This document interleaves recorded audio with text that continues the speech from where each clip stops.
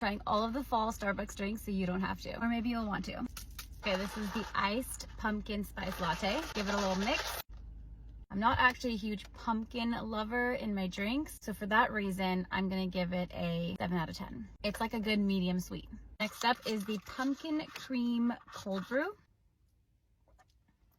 Definitely more of a coffee taste, less sweet. It doesn't feel like a treat, so for that reason, I'm giving it a 4 out of 10. Iced pumpkin cream chai.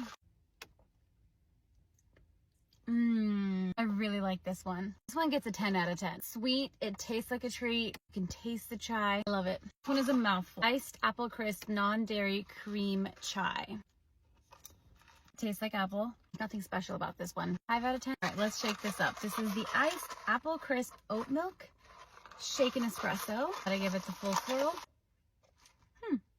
Okay. Love Starbucks shaken espressos. I think they're really good. A little more bitter than sweet. It actually tastes like you're going apple picking. This is fall in a cup. It's not too sweet. So if you're looking for a true fall in a cup and you like apple, this is probably my second favorite. I'd give this a 7.5 out of 10. I did get the hot one. Apple crisp oat milk macchiato.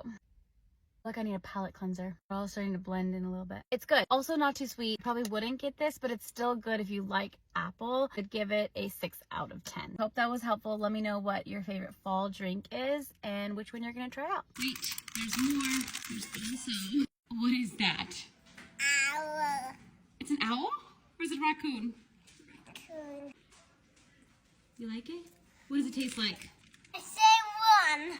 Take a bite of the pink one and see which one you like better. Both of them.